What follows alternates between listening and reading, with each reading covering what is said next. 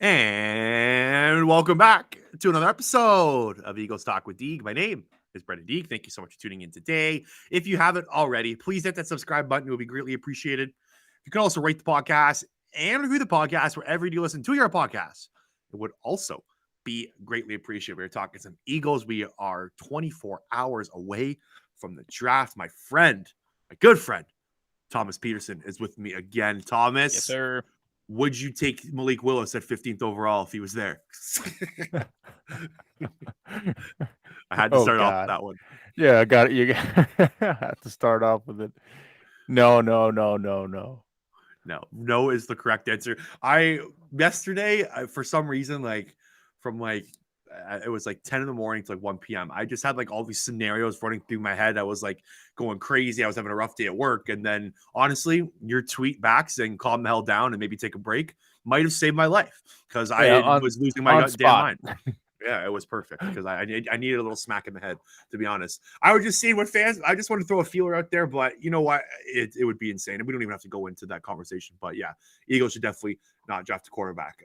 Before we kind of jump into it, is there anything generic you want to throw at? Any kind of simple takes you got on the draft before we kind of get into some Eagles? Anything that's on your mind at all football-wise? I think it's been a little bit notable how many draft heads have been commenting on the lack of top-tier talent in this draft. And basically how the second, third, and fourth round are stacked, and everything before that and after that is kind of So I also think it reiterates what you and I talked about on last podcast, and also that the likelihood of Eagles trading up, I think it's very real. It's been out there for the past few days now that they are really exploring the trade up market, and I think we're going to see movement tomorrow. So yeah, we should probably just touch on that quickly because we did hear from multiple sources yesterday that the Eagles are heavy in the trade up market. I think it would be news if they weren't looking to trade up or call, because Howie Roseman has made 6 draft day trades since he has been the general manager of the Philadelphia Eagles. This guy likes to wheel and deal.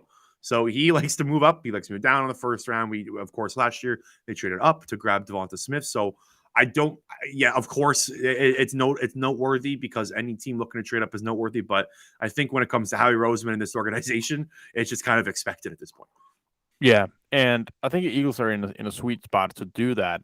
And if there are only these 15 players in this draft that are considered first-round talents, then that means that if you're in that sweet spot to get one of those 15 guys, if you have a first-round grade on only 15 players, there's no reason to keep drafting at the bottom of the first round or in the middle of the first round. Then you want to trade up, get your guy, and then try to move back and recoup some picks in that third or second, third, fourth round range. So it makes all the sense in the world, and it's a good position that the Eagles are in terms of they don't have to give up too much in trading up. There's a lot of guys who want to trade back, not a lot of teams that want to trade up.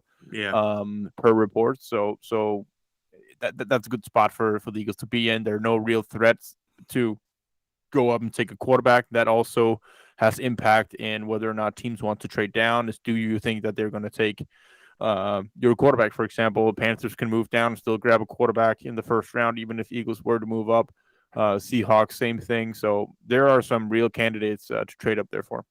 So I think we talked about this a lot on our previous episode. If you haven't listened to that, please go check out. Thomas and I kind of just did a breakdown of all the guys at the top of the draft board who the Eagles could potentially target, and just in general, probably the top. I think we did about 10 guys that are going to be non-quarterbacks are going to be taken.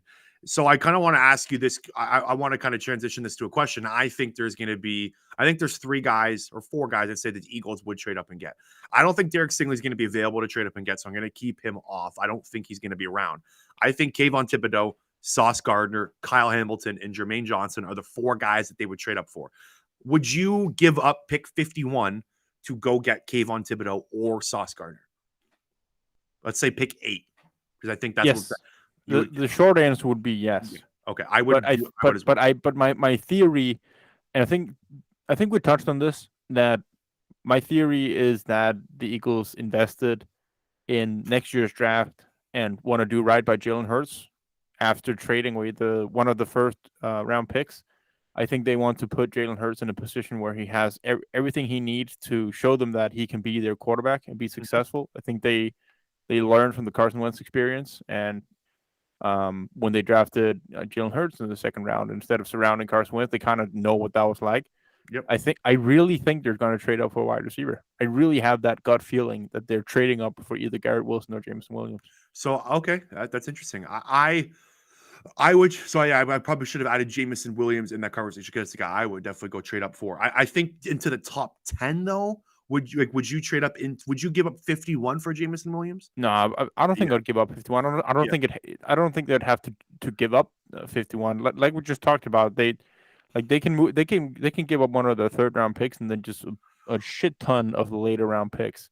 And then probably move up in this round in this draft. I don't think it's going to take that much, to be honest with you. So to pick 8, so I was doing like the point system thing, and regarding the point system, there's so many different systems that teams have, but the kind of the main one I was doing some research on, it would take a second and a 6th, right? But that is according to the Draft Tech. Yes, I think it was Draft Tech. Yeah. So Draft Tech usually has a pretty generic value chart. Yeah, it doesn't change much with quarterbacks, and the way that we've been hearing about teams wanted to trade down, I think it's a little bit overvalued this year, where usually it's a little bit undervalued in other drafts. But I think I think the Jets are going to be the sweet spot at 10. I think 10 is probably where, if you're going to secure your guy receiver, unless there's a run at receiver, which I can imagine either Garrett Wilson or Jameson Williams, hopefully Drake London. But I don't think I don't buy the hype. I don't think teams are as high on him as I agree. I'm not buying this. I'm not buying it. I think either Garrett Wilson or sorry for interrupting. He's just as favored right now to go with Jameson Williams and Garrett Wilson. He's like plus 200. So sports books are buying the hype. But yeah, sorry, keep going. Yes, I think unless there's a major runner receiver early, I think 10 is the spot where you can go up and grab either Garrett Wilson or Jameson Williams. I agree. I do think 10 would be a sweep spot to go there. So when I was talking to pick 51, I was thinking like into the top 10. So like pick 8, Atlanta's at pick 8. So I think Atlanta's a team that be kind of just like, we kind of need everything here. So we could trade back.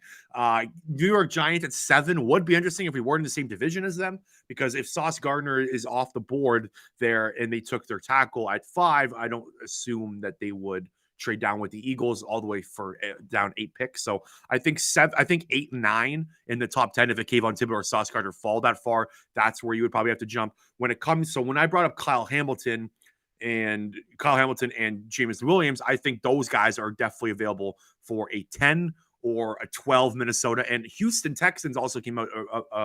Tom Pelissero had some notes today that the Houston Texans are looking to trade out of 13. So if you're looking to jump Baltimore, for instance, for a player, then you would jump from 15 to 13 with Houston. But yeah, Jameson Williams to me is the guy in the first round. If he's there, you take him and you run to the podium. Like that's, if you compare him with Devonta Smith, and then you have Dallas Goedert, Devonta Smith, Jalen Hurts, like that, and Jameson Williams, that is such an electric offense. That's so hard to pass up if you're Howie Roseman and the Eagles. So I just feel like if he is somewhat available in striking range for the Eagles, that's the guy you should go and get. Yeah, I agree with you. Besides going to top 10 for Kayvon Thibodeaux and Sauce Gardner, I think those are just different conversations. Yeah, because that will be trading, and that's where you go and you can use the second round pick in 51 plus probably also a third, and probably also more than that. I think it's going to take a second, third, and more if you want to move up to 6. From 15, like a second and a fourth and a fifth or something like that. So it's a lot more than that. Something like that. Mm-hmm. But you would also get a very talented player at a premier position in a Sauce Gardner or a Kayvon Thibodeaux. Yeah. So that is another conversation. If you were to get one of those guys, I agree with you 100% that Kyle Hamilton is not a guy that you're trading up to 6 to get. I don't think so. As much and as talented as I think he is, I think the split between him and Daxton Hill is not that big.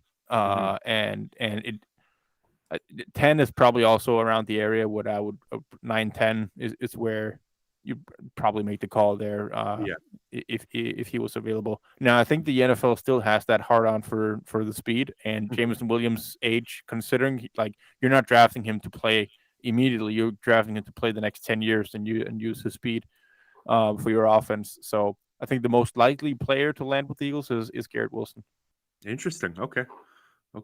Already throwing out the predictions, and we're not even Yeah. 15 minutes in, baby. Okay, so Thomas and I, again, like I said, we kind of broke down all the top guys a couple days ago, so make sure to check that out. So we're going to kind of focus until the end of the episode. We're going to kind of focus more on the pick 18 and the middle rounds of the draft because we haven't touched on that yet. So I want to start with just the overall kind of take of how many picks the Eagles have. So they have 10 draft picks currently right now. How many picks do you think they should make? Or how many picks do you think they will make out of those 10? How many picks they will make? I think about 7. Wow. Okay. Do you think they trade picks and gather picks for next year? Because I do think that's probably a possibility, right? Like, we'll give you this 5th round pick. You give us a 5th next year, something like that. Hard to say. Like, if they're going to trade for next year, if they're going to use their later round assets to trade up earlier in the draft, I think that will be the way I would go about it because they also have a lot of picks next year. Of course, they could. I mean, what I think they should do. Obviously, I don't know what they are going to do or what they want to do, but what if I could make the call, I would trade away all the late round picks because I think they're just out the window. So I would always try to go like give up my 7th and 6th to get a 5th, or give up my 4th and 5th to get up in the 2nd round, or that would be 100% my strategy in this draft. Yeah, no, I think they'll probably make 7 or 8 is probably correct. I do think they are going to trade up in the 1st round at 15, so they're going to have to use some capital there. And I do think that they're going to probably want to send some capital back to next year. Like, next year's the year where you might have to look for a quarterback. If you find a quarterback, then hey, you got more draft capital to work with this around Jalen Hurts. So I do think that's kind of what's on their mind.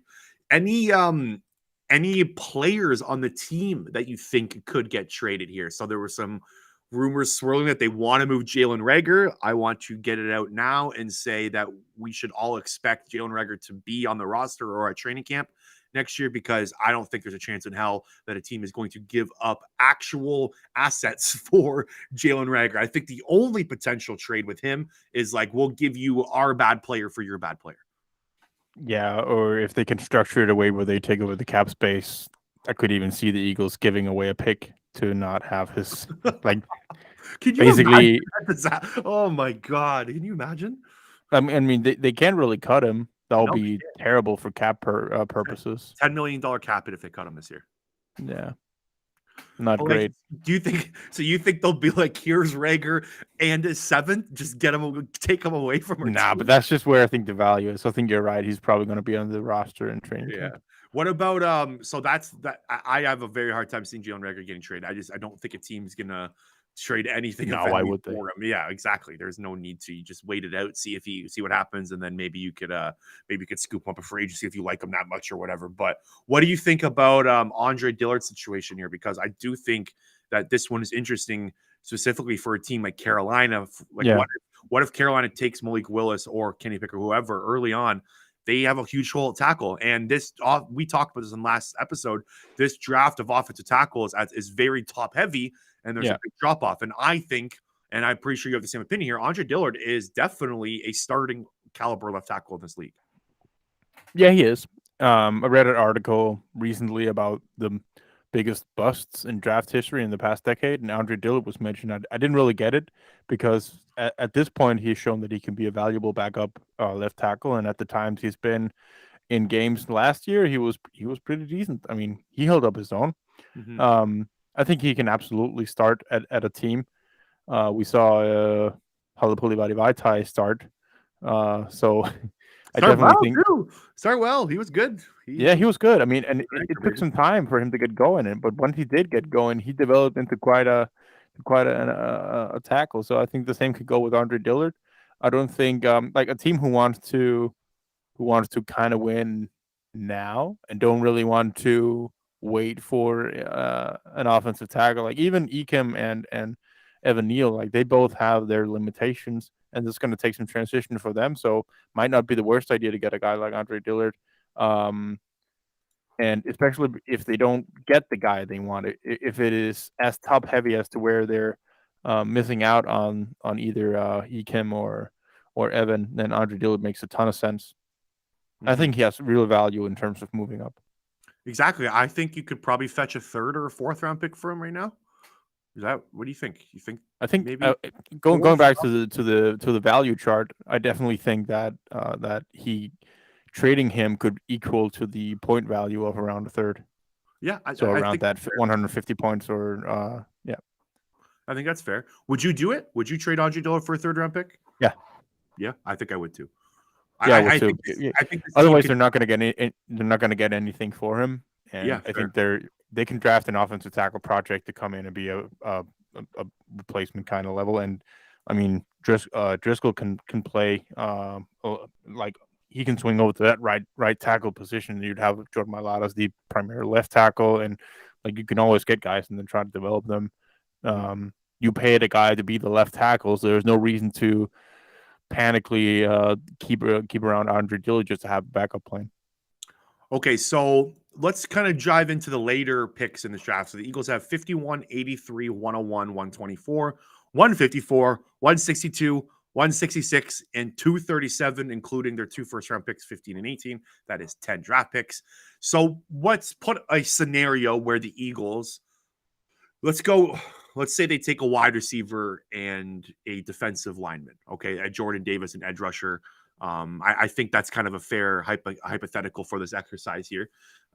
What do you think the biggest need, or where would you target pick 51? Who would you target and what position would you target? Because I think there's a legit answer to this question, or a good answer. I think there's a couple good answers to this one. I would target linebacker or safety.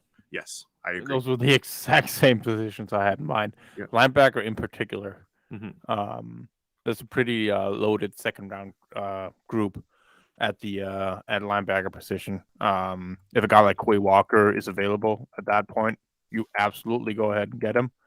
He's probably going late 1st or early 2nd. Tom Pelissero said today that Quay Walker is going top 20. That's what he's hearing. Again, I mean, you can understand. Yeah, can totally understand that happening. A guy that I really like is I mean, there are a couple guys that are really good.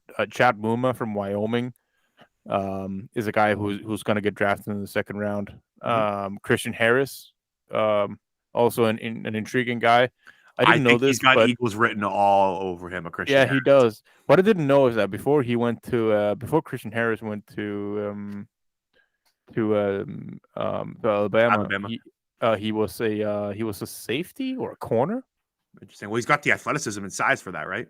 Right, and then he got to he transitioned to a linebacker, and he almost started immediately after becoming a linebacker. So, I mean, there's some pretty good talk out there that he's got the cerebral skills, and then pair that with his speed and his instinct, he could be a very intriguing guy to grab in the 2nd round as well. I think the board is kind of shaping up where he's probably there at 51, right? Like just from looking at the linebackers, I think 1 linebacker goes in the 1st round, maybe 2, maybe 1. I think 1 or 2. So Quay Walker, all this buzz is going around Quay Walker. So I'm assuming Tom Pelissero and these guys have legit sources and teams like him, and he'll go 1st round. Devin Lloyd is probably also going to go 1st round. So let's say 2. That leaves Chad Muma, Nakobe Dean, Troy Anderson. There's other linebackers. Yeah, exactly. There are other linebackers there where the Eagles are at 51, right? So you don't have to wait too much longer after pick 32 to kind of get your guy. And I look, Christian Harris, he screams Howie Rosen pick. Just a leader of the defense you can kind of plug in at pick 51. You can kind of anchor this defense for the next 7 years. A guy that you want in your building from the Alabama program that they seem to kind of want to target now going forward. So I think Christian Harris at 51 overall is definitely a possibility. And I actually think likely. I am kind of on board with them taking him. And I do think the Eagles will like him and will target him. Yeah, and I think a guy like Brian Asamoah from Oklahoma also would be a guy that they could target if say Christian Harris was gone. he's got some of that athleticism that they don't have with a guy like TJ Edwards.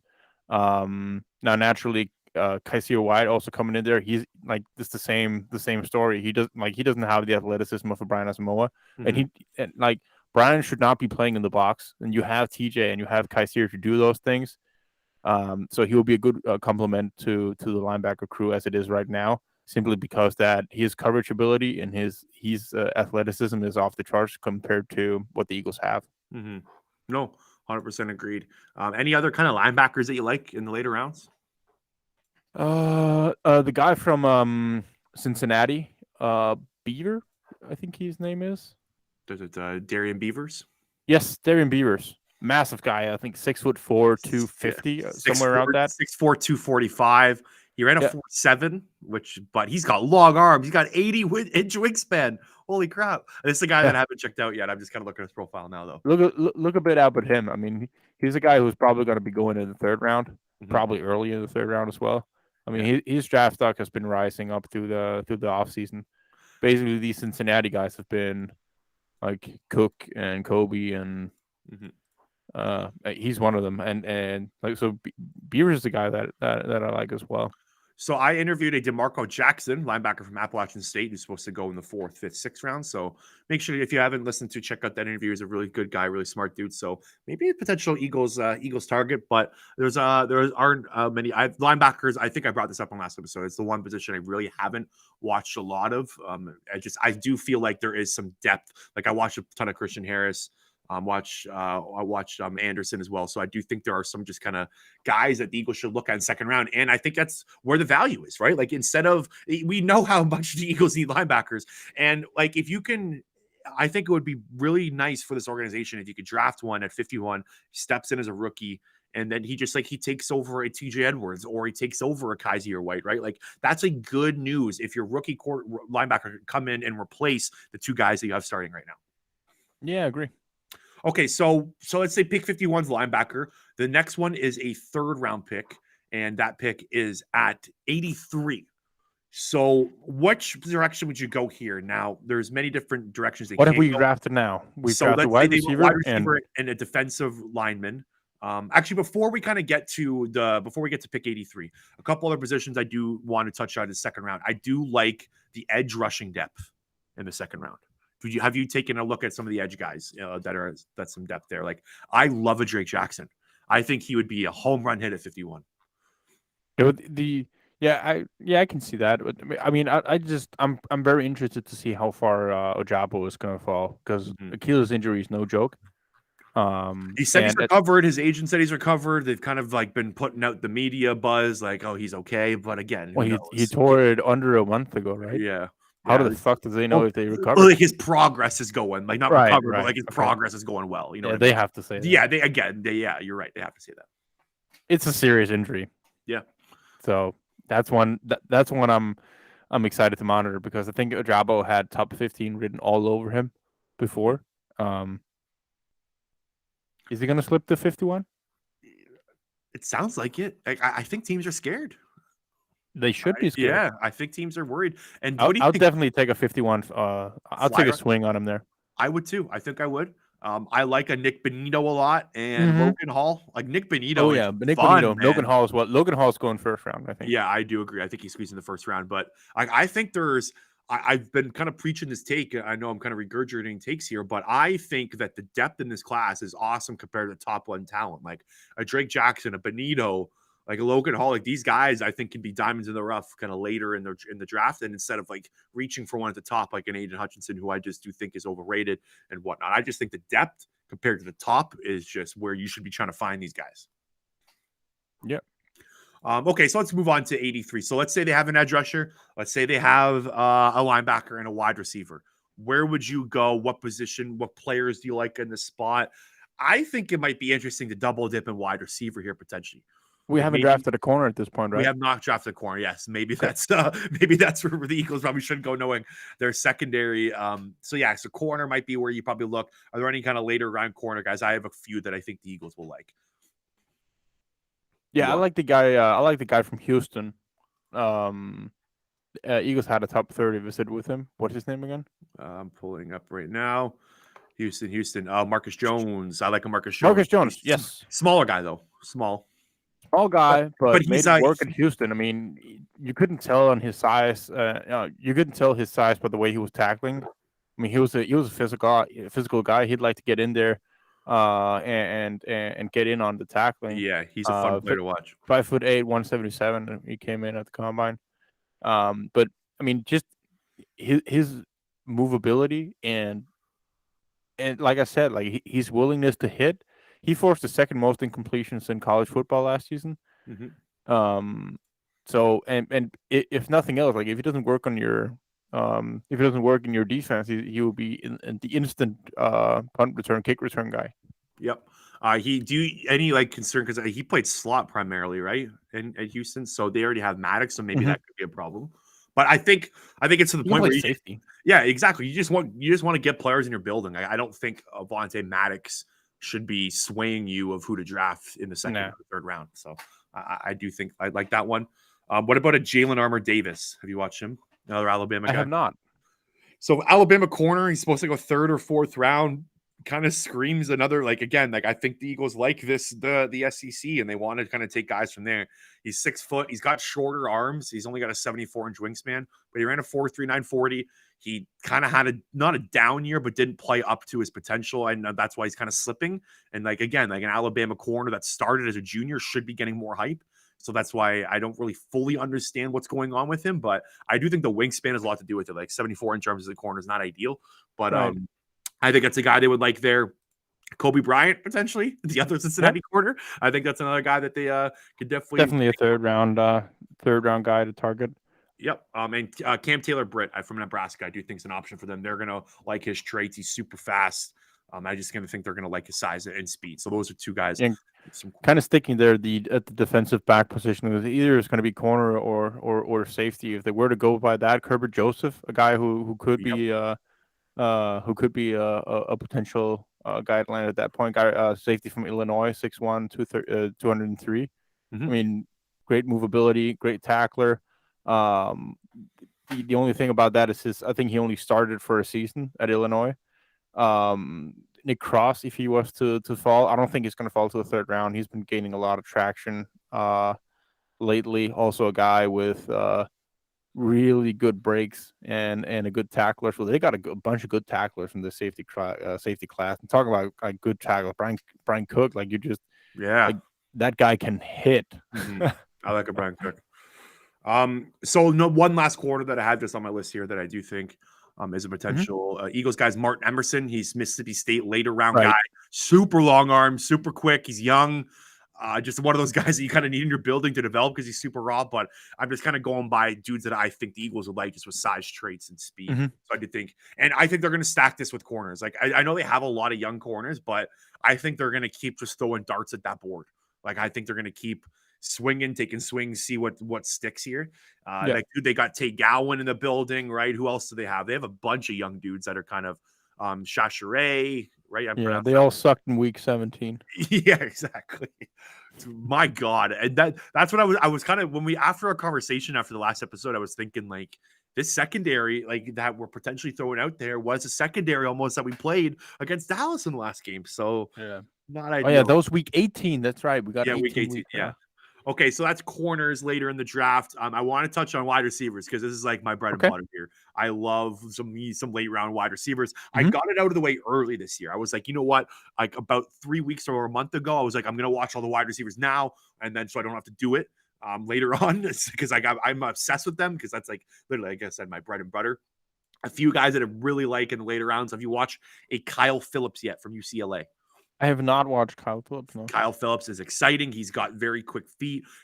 He's got some Cooper Kupp to his game. He's only 22 years old. He's ran a 4.58, which is not ideal 40-yard dash, but he doesn't look small. 5.8. Yeah, he's smaller. He's got a lot of Cooper Kupp to him. Like very good punt returner as well. I think he can provide some juice for the Eagles. And then I'll go Wan'Dale Robinson from Kentucky as well. I'll say my guy for last, but yeah, Wan'Dale Robinson. He's ran a 4.40. He's only 21 years old. Super fun, super electric player. He's kind of kind of like almost looks like what Jalen Reagor looked like on tape when I was watching him a little bit. Like he reminded me a little bit of Reagor from 2020 when I was doing the process. So I Mm-hmm. thought that was kind of interesting. And then my guy, I really want this guy in an Eagles uniform. Danny Gray from SMU. He is fun, man. This guy's electric.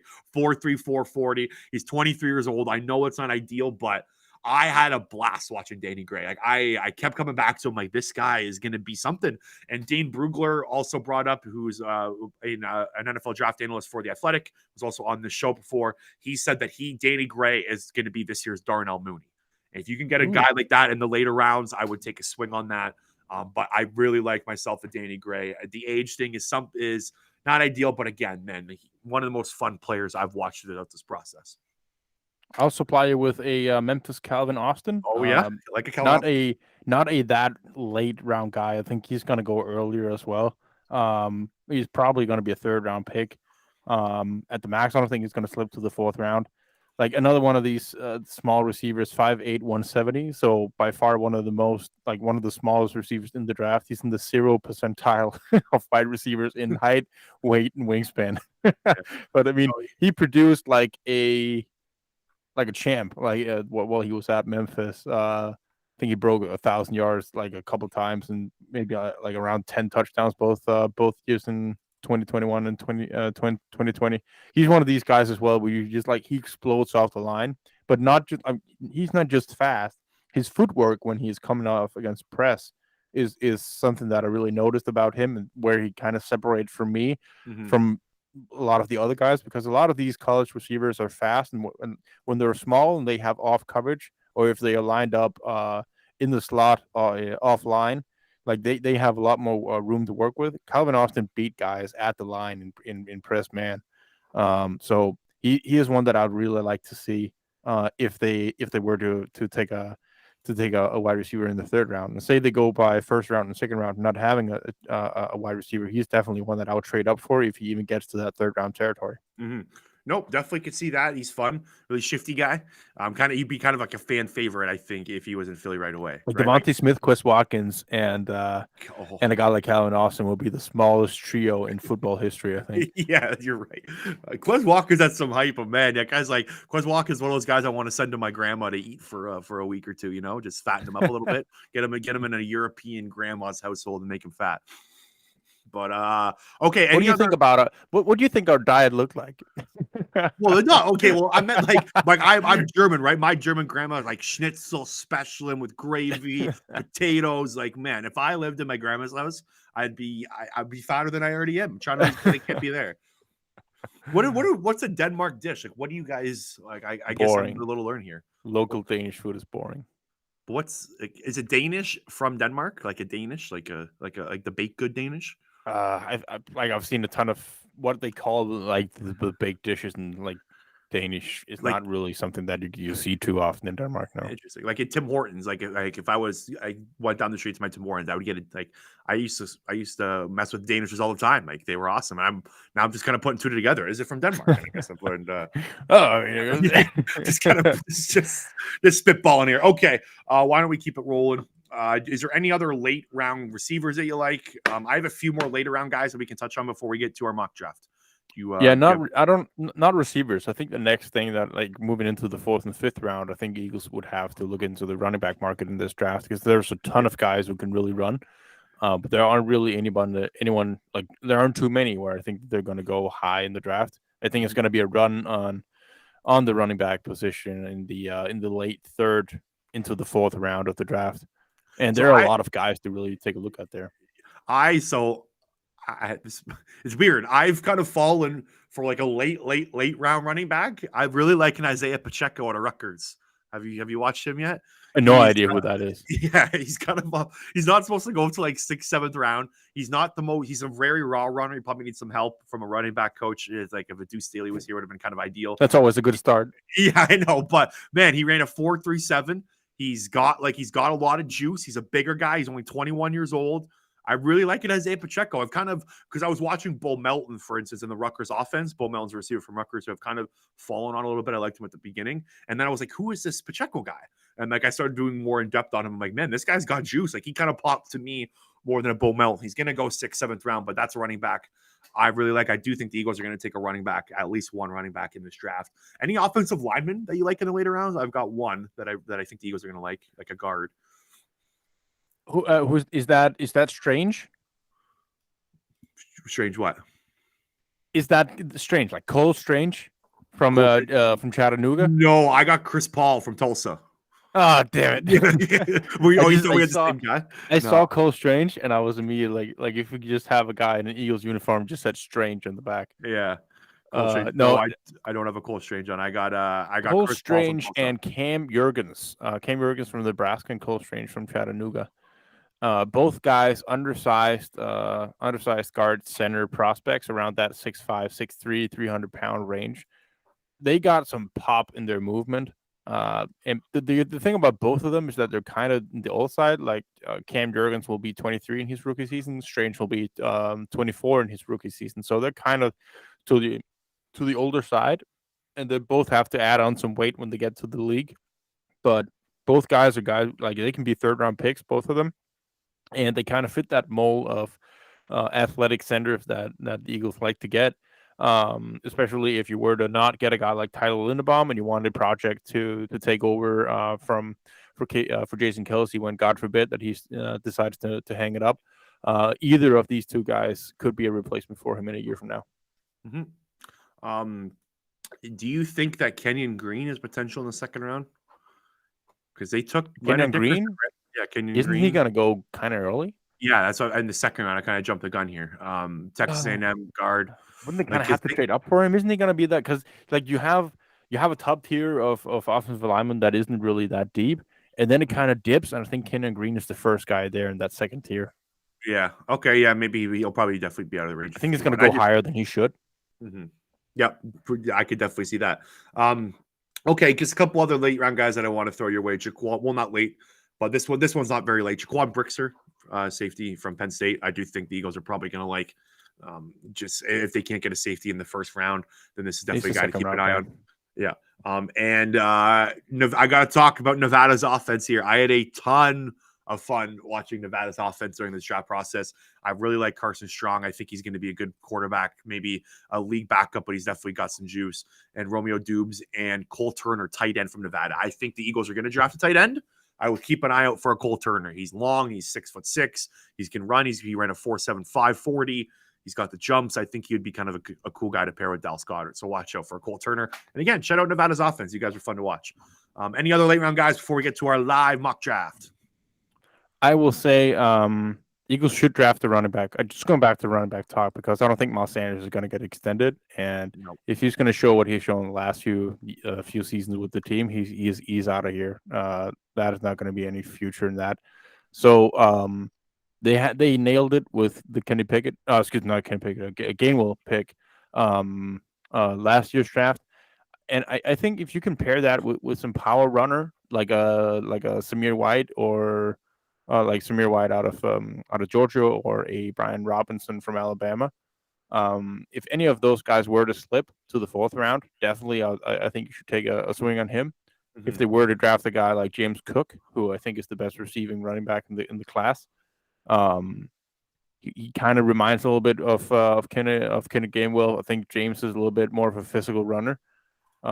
There's so much talent in James Cook, so I can even like if they want to spend a third round pick on James, go for it. I think he could be worthy of that for sure. Yeah, James Cook's fun, like super fun. He really is, and he's one of those guys. He doesn't have the sample size to where his stats are going to be like popping off. But every chance he got, both in the receiving game and the running game, was just fun to watch. Would you take a 6th round pick from Miles Sanders right now, 5th round pick, and then draft a James Cook high? Let's say 5th round pick.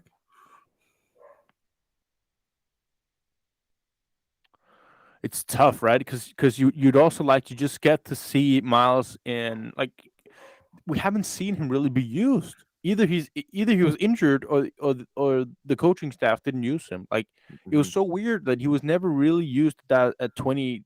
How many times has he had 20 attempts in a game? I can't even remember. It can be counted on one hand for sure. Yeah, exactly. Yeah. And and that goes to the coaching staff in the beginning. Like, we were pounding the table for like give him the ball and let him be a lead back, and they didn't do it. And then as soon as he had every opportunity to be it with Nick Sirianni, he was injured all the time. So I mean, I don't believe too much in Miles. I got to be honest with you. It's funny. I'm looking at like the running back contracts. Like Boston Scott is making more money than Miles Sanders this year. And rightfully so. He's been more productive. He's been more reliable. Would you sign Miles Sanders to the Niamh Heinz contract that the Colts gave him? I believe it was last offseason. It was a 3-year, $18.6 million contract. So no, I wouldn't either. Like I think we talked about this like over a month and a half ago when you were on just before the kind of the break. Like the running back market is not worthy to sign Miles Sanders, and like if he has a productive year this year, you're definitely not paying top of the market. And if he has like a middle of the pack year, you can just go draft a guy. So I do think there's like a above 90% chance that Miles Sanders isn't on this team after this year. There's no reason that they should be investing in any running back really in too much of a capacity, because no matter what running back they put in last season, they were productive and they were good and they have a good offensive line. So there's no reason to pay any running backs, because the gap between a Miles Sanders and insert anybody else is not that big. Exactly. Okay, let's get to it. Live mock draft on Eagles Talk with Thomas and Brenden D. Let's get this going. All right, so we both have to mutually agree on these picks before we clock them in. We're going to try to get what we accurately think is going to be available for the Eagles. So this mock draft does stop after 18, by the way. So we're only going until the Eagles are on the clock at 18. So I think maybe the best way to do this is if we don't agree, we go with the betting favorite, maybe in the top 10. Does that work? Okay. That's maybe. Fine. Okay. So first overall pick, who do you think it's going to be? Evan Neal. You think Evan Neal's going first? Really? He's plus I think an offensive tackle is going first. So can we agree on Icky then? I think we can agree on Icky. Okay, I think he's going first. I think Ike Ekwonu is going to go first. I don't buy this edge rusher crap. I'm with you. I think they're going to give Doug Petersen what he asked for to be the head coach of their pathetic franchise. So I think they'll give him an offensive tackle to protect the quarterback. Okay, we got Ike Ekwonu first of all. The Jacksonville Jaguars. The Detroit Lions are on the clock. I do think this would be Aiden Hutchinson if he's available. He's a Detroit kid. Either Aiden Hutchinson or Kayvon Thibodeau. And I think Aiden Hutchinson will be the guy. I think Aiden Hutchinson will be the pick here. I think Dan Campbell is like half hard with an erection if he's there at number 2. Sorry for my language, but I think he likes him that much. Okay. There is Aiden Hutchinson at number 2. Number 3 on the board. I think this is going to be a Derek Stingley. I'm buying the smoke here. I think that Texans, I do. Tom Pelissero had rumors about it. Peter Schrager did. I think this is the Texans are a funny team to evaluate right now, but I do think Derek Stingley will be number 3. But that's just me. What picks do the Texans have? They have 3 and 13. Because if you're the Texans here and you look at the edge rushers that could go before they pick next time, like who's going to be better? Like, are they going to have a better option at cornerback or pass rusher? Because then there's a big gap here between Travon Walker and Kayvon, then that would probably be from a Sauce or a Stingley. So who do you think is going to go here? I would say Kayvon. Okay. Let's take Kayvon Thibodeau to the Texans at 3. That leaves the New York Jets on the clock at 4. Now, there is a ton of buzz surrounding Jermaine Johnson to the Jets at 4. Now, I don't know if that's real, but this is a weird one. I think they want to go defense here, but I don't know if they go corner or edge rusher. They can go both here. I mean, it's kind of the same talk as we had with the Texans, right? They could go either Travon Walker or Jermaine Johnson, or they could dip into the Sauce or you see what I did there, or Stingley. So who's the favorite to be like on the betting sites here? That'll be Travon, right? Yeah. Why don't we go Travon Walker here? Because let's do Travon Walker because then I mean 10 would be a better spot to get the corner then. Yeah. Travon Walker at 4. At 5, I think Charles Cross is the pick here. I think the Giants really over Evan Neal. I do. I think they're going to take Charles Cross over Neal. There's so much buzz surrounding it from multiple good sources. I think they love a Charles Cross. I think they're in love. I wouldn't do it. Maybe I think Evan Neal's probably the right pick, but I'm all in on Charles Cross at 5. He is the betting favorite to go to the Giants by a long shot as well. Is he a betting favorite to go over Neal? Yes, he is right now. Like a high favorite. Okay. He's like plus 175 at the 5th overall pick right now. Evan Neal is plus 600. So like he's a lot higher. I think this is going to be Charles Cross. Okay. Charles Cross at 5. Number 6.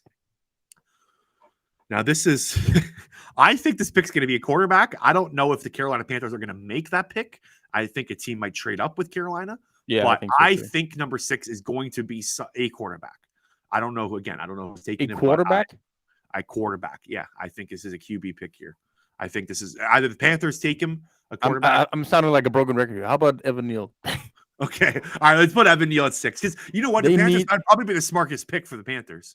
I mean, they need the offensive line big time. Okay. 7 or 6 goes Evan Neal. The Giants are back on the clock. I think Ahmad Gardner is probably the right pick here. Yeah, they have to take Sauce here. Yeah. Okay, Sauce at the Giants. Wow, if they come away with Charles Cross and Sauce Gardner, that's a haul for them. Number 8 on the clock. So Derek Stingley. Trevon Walker. Trevon Walker is a New York Jet. We've already put him there. Oh, what about is Kayvon gone too? Kayvon's gone. What about Jermaine Johnson? Jermaine Johnson is still on the board. So, like, what do you think? Would they go receiver here or edge or Stingley? I think who knows. They could use everything. Like they could. They have who's the corner? God, who's the Atlanta's corner? The study guy from last year. What? AJ Terrell. They have AJ Terrell. Yeah. So I don't know if they go corner. Wide receiver is potentially an option here. I know we don't want to see Jameson Williams going off the board, but this screams a wide receiver pick, potentially Garrett Wilson, Jameson Williams. Jermaine Johnson, yeah. What are we doing here? What are we agreeing on? What's the betting favorite to go 8th overall right now? The betting favorite is Garrett Wilson at plus 500, Drake London plus 600, Jameson Williams plus 600, Malik Willis plus 600. So there's a lot. It's kind of a toss-up. What is Jermaine Johnson? Jermaine Johnson's plus 1,000. The thing with Jermaine Johnson, he's 23 years old, right? So if you're taking him, like, I don't know if you really want him in a rebuilding mode, if that makes sense. So I think they are in a rebuilding mode, so they also wouldn't mind not having Jameson Williams to begin with. Yeah. So let's go, Garrett. What about Garrett Wilson? You want to agree on Garrett we'll go Garrett Wilson. Okay. Garrett Wilson at 8. That leaves Seattle at 9. I think they sprint to the podium and take Derek Stingley if he's available. Because they need quarter help bad. So let's go Derek Stingley 9. That leaves the Jets at 10. Now, I hate to say it, Eagles fans, but I think this is a Jameson Williams at 10 if he's there. Yeah. Yeah. Unfortunately, we're going to have to do that. Jameson Williams at 10. Depends if they get Debo. Yeah. That's true. So Jameson Williams to the Jets at 10. Kyle Hamilton at 11 to Washington makes a ton of sense. They're that is safety move in the league. They just lost Landon Collins. I'm assuming Kyle Hamilton will be the pick there at 11. Yeah. Number 12 to Minnesota. Jordan Davis? Yeah. Jordan Davis. Does that make sense? I don't want him to be a Viking. Come on.